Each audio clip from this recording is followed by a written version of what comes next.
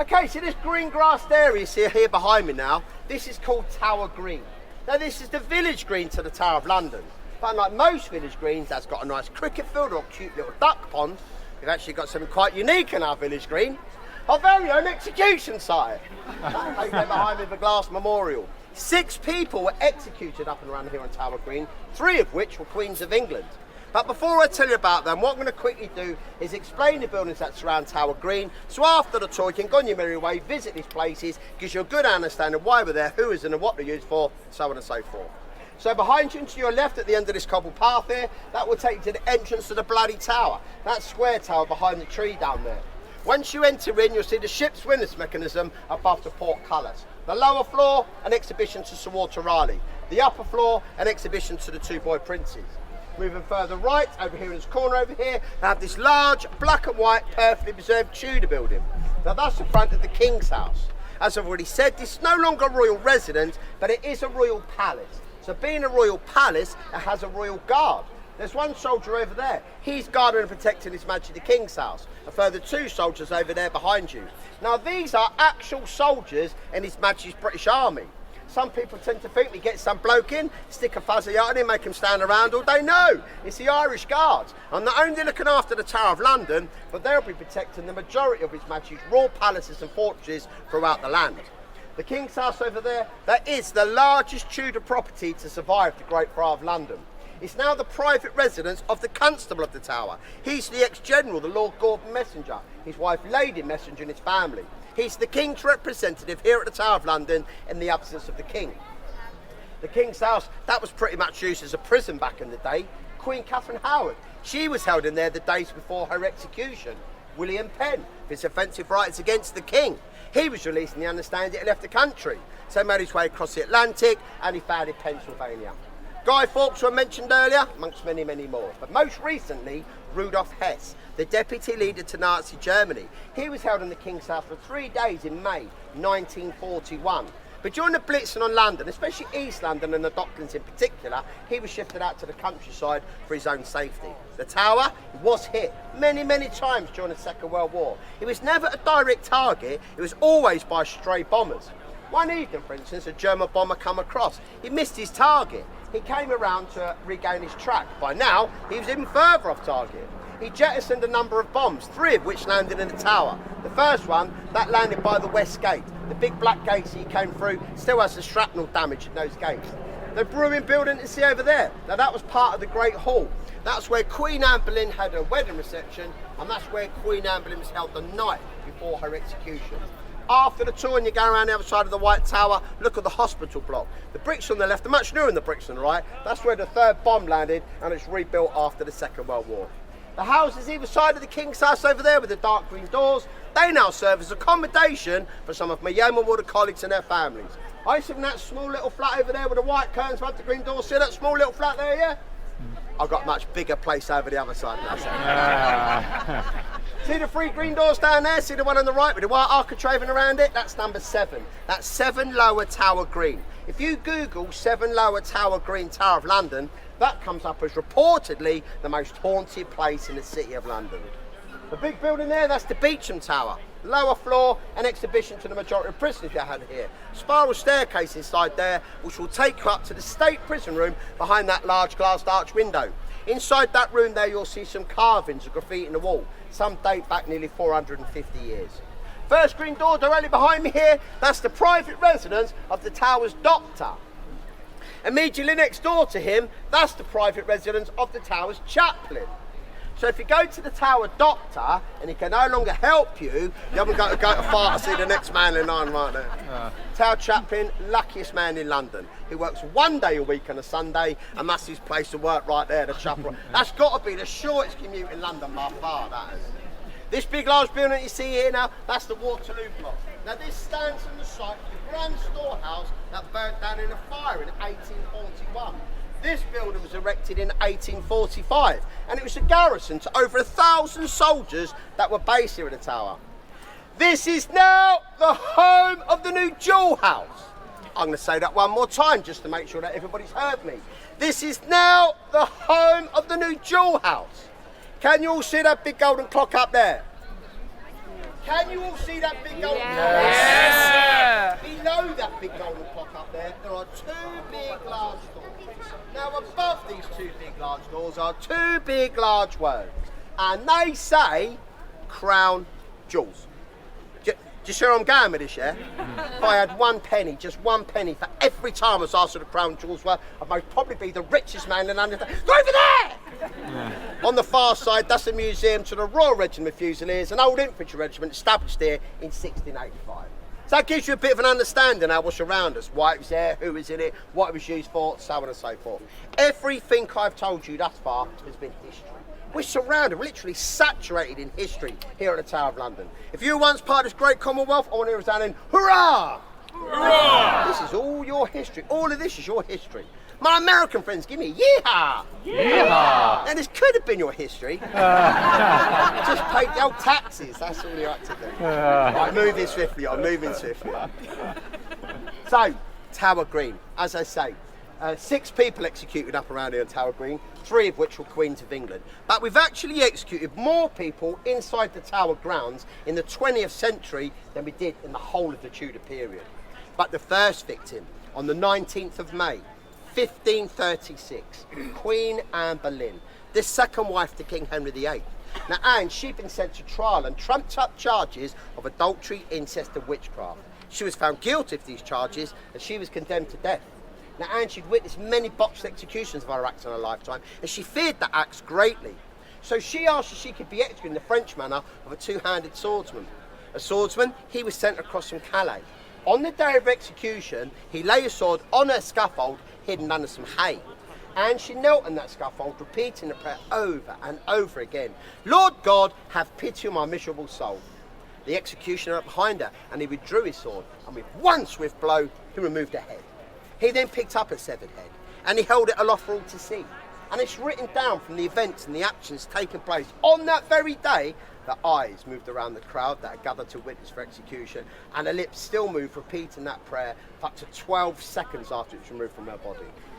5 years later, in 1541, it was the turn of Margaret Pole. Now this poor woman, she committed no crime, nor has she afforded the luxury of a trial.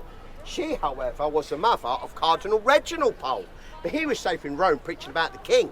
The king was so dearly got his hands on the son. As he couldn't, he executed the mother instead.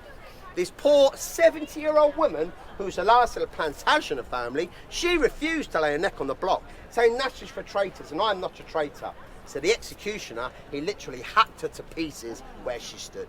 The following year of 1542, the axe unusually fell twice in the same day, that on Queen Catherine Howard and her lady-in-waiting. Now Catherine, the 5th wife to Henry VIII, she'd been sent to trial because of her associations with gentlemen both before and during her marriage to Henry. But it was an affair with a man named Thomas Culpeper, a gentleman of the court. Now that was to be her downfall. On the scaffold, she spoke to her execution. She said, whilst I died a Queen of England, I was rather die the wife of Thomas Culpeper. An expression of love, an admission of guilt, we do not know. Immediately afterwards, her lady-in-waiting, Jane Boleyn, the sister-in-law to Queen Anne Boleyn, she was executed because allegedly she knew of her mistress' affairs, but she'd failed to tell the king. It would be 12 years before the axe was to fall again, this time on the young, innocent, 16-year-old, uncrowned queen of just only 9 days, Lady Jane Grey. Now, Lady Jane, she was a mere pawn in the struggle for power by her ambitious family. After the death of her cousin Edward, she was declared queen by this ambitious family, and they placed her in the White Tower, where she ruled for just only 9 days. The rightful heir to the throne, Mary Tudor, she retook that crown by force of arms. Lady Jane Grey and her young husband, Guildford Dudley, he was only 19, were both sent to trial at London Guildhall.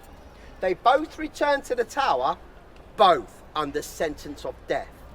Lady Jane Grey was placed in number 5, Tower Green, the gentleman jailer's house just right at the King's house over there. From a window in that house there, she was forced to watch her husband being dragged out of the Beecham Tower up onto Tower Hill, where he was publicly beheaded by means of block and axe.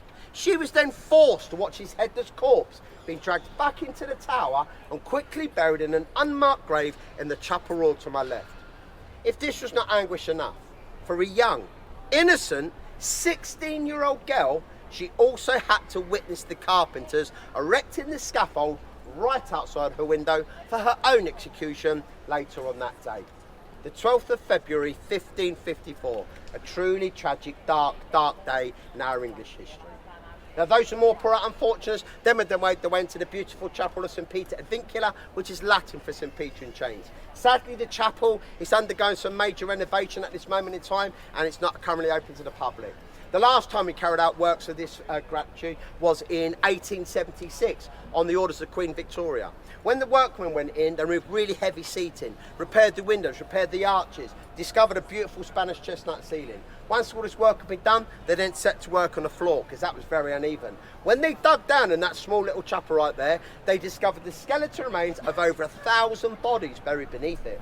These were recovered, placed into 2 heavily caskets, sealed down, and they're buried in the crypt. Certain people buried in the crypt in that little chapel: St Thomas More, St John Fisher, Thomas Cromwell, amongst many others. The altar, that's situated up this end. In front of the altar, on the left-hand side, the burial place of Queen Anne Boleyn. In the centre, Queen Catherine Howard. The lower step, Lady Jane Grey. As I say, we're doing some major works on there. This year alone, we've discovered 20 skeletal remains from the digging up we're doing. So we're still discovering and finding things here at the Tower of London. So that brings me to the end of the names, the dates, the places. Do you want to hear about Yeoman Warders? Yes. Okay, no worries. Right, so to become a Yeoman Warder, there's 3 simple things you've got to do. You've got to do a minimum of 22 years military service. You've got to be the rank of a warrant officer equivalent, or got to have this medal here. That's my long service and my good conduct medal. Once you've achieved those 3 things, you can then apply to become a Yeoman Warder here at the Tower of London. We currently have 35 Yeoman Warders working here at the Tower, 5 of which are women. We're taking from all arms of the services: Royal Navy, Royal Marines, Royal Air Force and the British Army. Me personally, I did 33 years in Her Majesty's Royal Navy before I came here to the Tower. Now we date right the way back to the year 1485 at the Battle of Bosworth Field. That's when Henry VII defeated King Richard III. Henry then came here with his army, but he had to continue to fight. So he left behind a body of men to guard the Tower of London and protect the crown jewels. So we've been doing this job since the year 1485. We started to get numbered in the year 1826 by the then Constable of the Tower, the Duke of Wellington. I'm Yeoman Warder 408. The newest one is 427. So that makes him the 427th Yeoman Warder since the year 1826. There has literally been more men and women in space than there has been Yeoman Warders here at the Tower of London.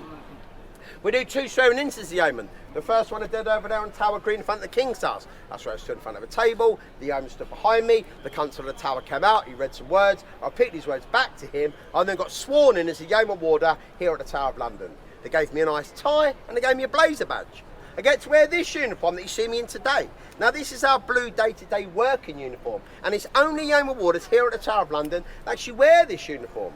As you can see upon the front of it, that's the royal cipher of C3R, which is Carilius Tertius Rex, Latin for King Charles III.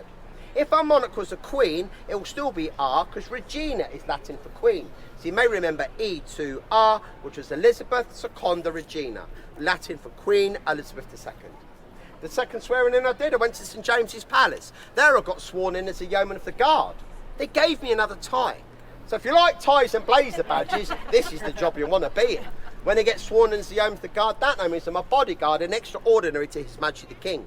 So that means on state occasions I get to wear the traditional red uniform that you might associate with the Yeoman Warder. It's got the hat similar to this, red, white and blue ribbon. I wear the big white ruff, it's a nice shiny red uniform, got lots of gold braiding all stitched into front of it. I get to wear my medals, I wear tights, don't judge me. I carry a partisan, which is like a large spear, and I carry a sword. And we could be the immediate bodyguard to His Majesty the King on any state occasion.